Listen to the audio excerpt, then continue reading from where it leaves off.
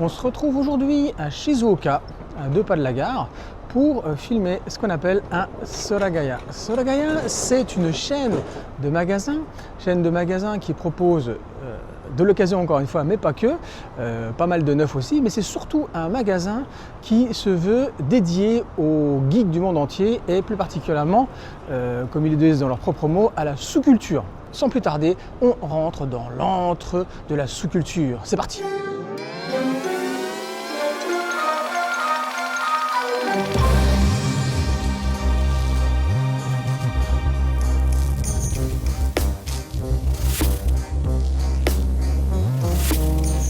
Donc ça y est, on est arrivé dans le rayon DVD Blu-ray. Il est très conséquent. Comme je vous l'ai dit, Soragaya veut être un peu la mecque du Blu-ray, du DVD, enfin de la sous-culture de manière générale. Et de ce que je vois de prime abord, c'est sûrement mérité. Alors DVD ici d'occasion. On retrouve notre regretté Robin Williams ici avec Jack. 800 yens. 800 yens, ça nous fait à peu près du 5 euros. Donc c'est très abordable. Ouh, une édition collector de Shawshank Redemption à 25 euros. Je ne l'ai jamais vu celle-là en France. C'est par contre, bon, c'est que du DVD. Encore une occasion, mais regardez-moi ça. Magnifique. Qu'est-ce qu'on a là? Ah, Sayuri. Sayuri, c'est en fait le titre américain et japonais de Mémoire d'une geisha de Rob Marshall. Mémoire d'une geisha qui avait fait de gros problèmes au Japon parce que on parle de geisha, donc de culture japonaise, et ils avaient pris l'actrice chinoise en vogue de l'époque, Zhang Zi, pour jouer le rôle de la geisha. Voilà, c'était pour ça qu'ils le bradent à 450 yens. Allez, il n'y a pas que les Américains, on a aussi comme vous pouvez le voir, du Mario Bava. Un beau collector DVD encore une fois. 19 000 yens, ça nous fait du 80 euros à peu près. Un peu plus.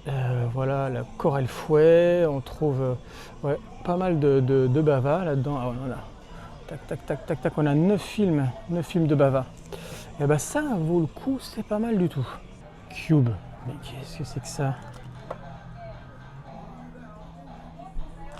Mais oui, c'est un remake, c'est le remake du film canadien Cube, que vous connaissez sûrement tous. Ah bah alors ça, si j'avais su qu'ils avaient fait un remake. 1700 yens. Peut-être partir avec. Ça peut être intéressant de voir ce que les Japonais ont fait sur ce thème. Surtout qu'ils adorent ça, hein, si vous vous rappelez tout ce qui est escape game et game, ils adorent ça. Hein. Dernièrement, ils avaient fait la série en 2 saisons Alice in Borderland, donc pourquoi pas. Hop, on arrête tout, je crois que j'ai trouvé une petite pépite. The Unfair, film sorti au début des années 2000 et qui faisait suite ou qui venait conclure à un drama japonais. Donc quand je vois les images, et notamment cette image de dos, ça me fait vraiment penser à du Hideo Gosha de la grande époque. Et comme vous savez, Hideo Gosha, réalisateur de Goyukin, on l'aime beaucoup au Ocho Picture Club, surtout à Mar, n'est-ce pas? On continue notre exploration de la section japonaise. Là, on arrive dans les dramas. Et comme je vous l'ai dit, j'y connais pas grand-chose en drama japonais. J'y connais pas grand-chose.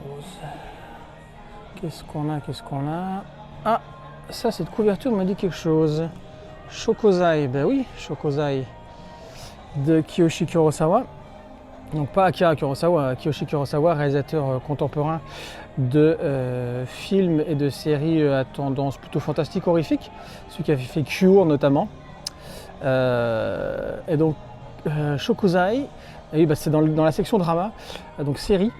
Pourquoi? Parce qu'au Japon, il est sorti sous forme de série. Voilà. Donc, alors que chez nous, en France, les 2 films sont sortis au cinéma. D'ailleurs, je vous les recommande, des portraits de femmes, pareil, encore une fois, un aspect fantastique, très réussi. Une facture pas tellement télévisuelle, hein, ça n'a pas à rougir d'autres productions cinématographiques destinées au cinéma. Donc Shokozai, je vous le conseille fortement. Alors là, on se retrouve encore dans une section films occidentaux. Mais comme vous pouvez le voir derrière moi, on est vraiment dans du super-héros, mais pas que, aussi du film d'action. Et là, que vois-je? L'édition collector de Kill Bill avec une reproduction du sabre et le petit t-shirt qui va bien. C'est aussi un magasin qui se revendique comme un magasin de nostalgique. Et effectivement, comme vous pouvez le voir tout autour de moi, il y a beaucoup de films et de reproductions, que ce soit sur des t-shirts ou que ce soit en affiches, des années 80.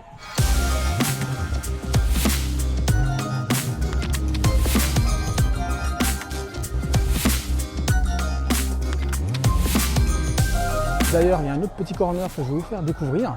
C'est un corner horreur, mes amis. Bon, on a l'enceinte juste au-dessus de nous. J'espère que vous m'entendez malgré tout. Alors, ce qu'il y a, c'est que tout est mélangé. Donc, il y a du Annabelle, on a du Bava, on a du Freddy, on a du... c'est le remake de Texas Chainsaw Massacre, Massacre à la tronçonneuse. On a du Scream. Ouais, Scream 2. Qu'est-ce qu'on a encore? The Conjuring. Ok, encore beaucoup de ricains. On proposerait en japonais. Ah, Final, que je ne connais pas. Ah, on a Kaidan.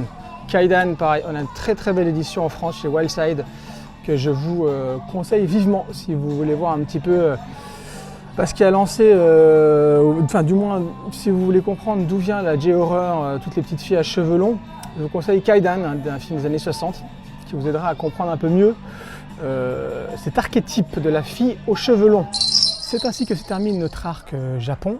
Après vous avoir fait visiter un Book-Off à Gifu, un Tower Records, le Tower Records de Shibuya à Tokyo et maintenant le Surugaya de Shizuoka. Eh bien c'est la fin. La fin, je ne sais pas. En tout cas, parce que je vous prévois des hors-séries de hors-séries toujours au Japon, où on ira visiter différents lieux du cinéma. Et croyez-moi, il y a vraiment de très belles surprises. Donc restez connectés. Allez, à bientôt. Ciao!